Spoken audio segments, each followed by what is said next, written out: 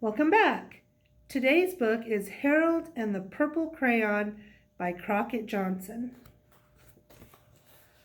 One evening, after thinking it over for some time, Harold decided to go for a walk in the moonlight. There wasn't any moon, and Harold needed a moon for a walk in the moonlight, and he needed something to walk on.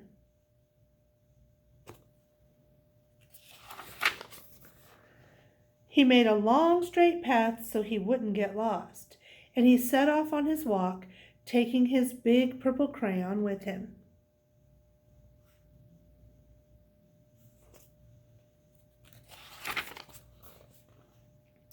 But he didn't seem to be getting anywhere on the long straight path, so he left the path for a shortcut across a field, and the moon went with him.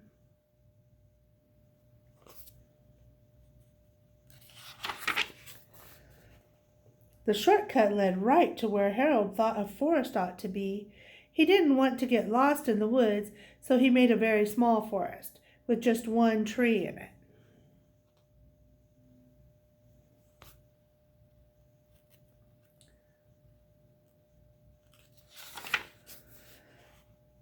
It turned out to be an apple tree. The apples would be very tasty, Harold thought, when they got red.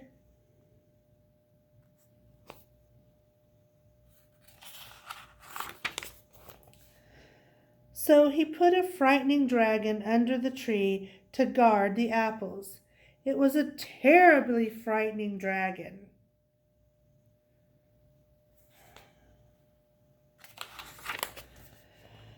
It even frightened Harold. He backed away. His hand, holding the purple crayon, shook.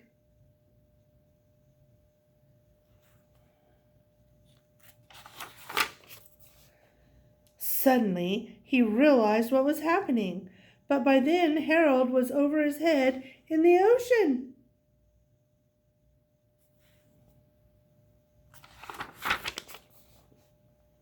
He came up thinking fast, and in no time he was climbing aboard a trim little boat.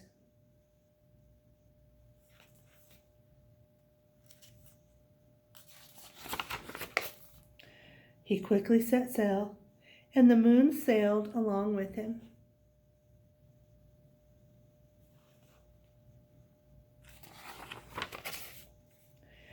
After he had sailed long enough, Harold made land without much trouble.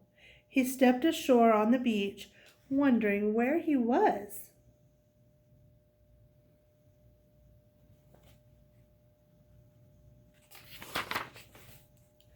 The sandy beach reminded Harold of picnics, and the thought of picnics made him hungry, so he laid out a nice, simple picnic lunch.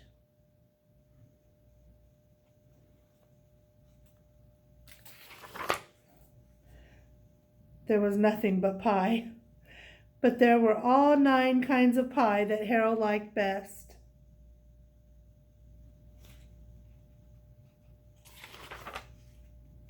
When Harold finished his picnic, there was quite a lot left. He hated to see so much delicious pie go to waste.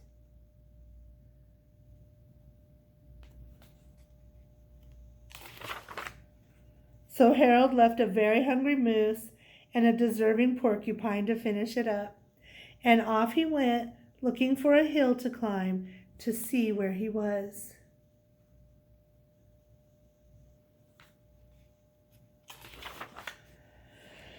Harold knew that the higher up he went, the farther he could see, so he decided to make the hill into a mountain. If he went high enough, he thought, he could see the window of his bedroom.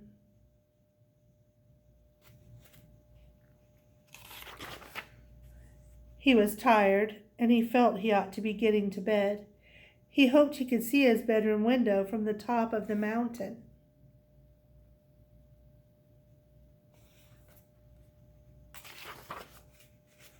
But as he looked down over the other side, he slipped, and there wasn't any other side of the mountain. He was falling in thin air.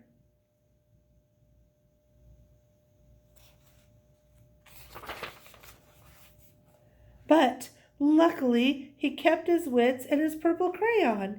He made a balloon and he grabbed onto it.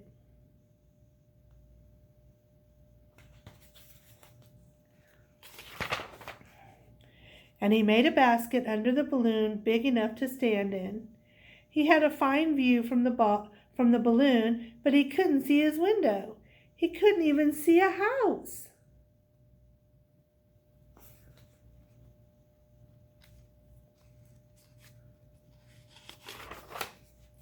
So he made a house with windows, and he landed the balloon on the grass in the front yard.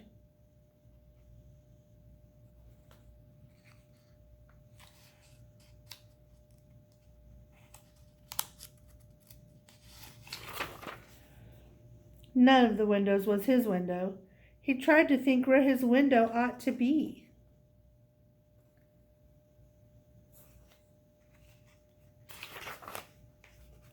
He made some more windows. He made a big building full of windows.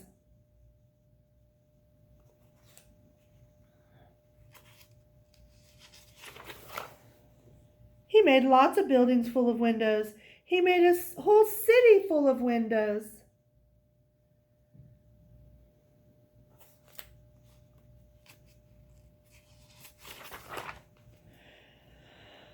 But none of the windows was his window. He couldn't think of where it might be.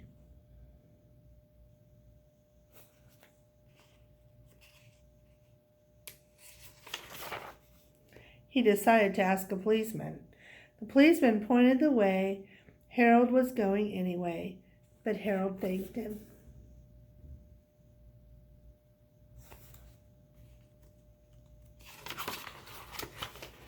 And he walked along with the moon, wishing he was in his room and in his bed.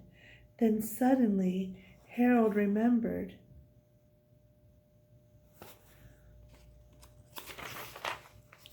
He remembered where his bedroom window was. When there was a moon, it was always right around the moon.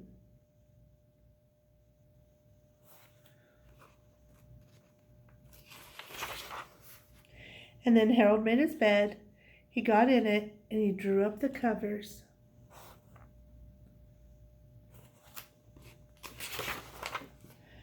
The purple crayon dropped on the floor and Harold dropped off to sleep.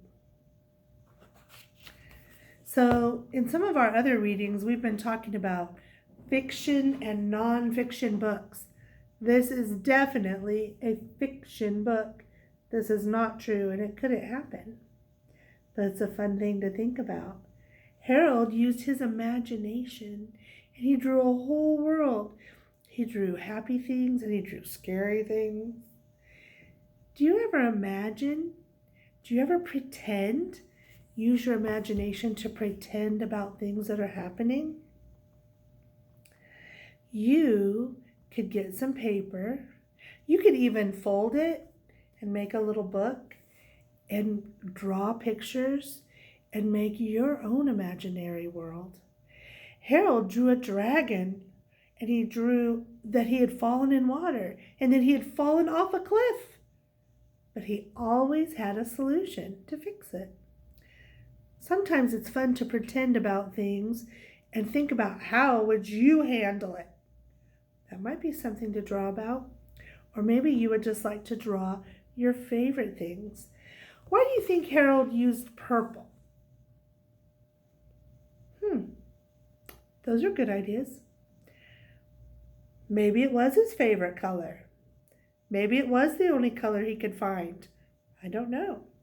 What is your favorite color? Maybe you could pick your favorite color and draw a picture just in that color and see if you like it. Those are some fun ideas.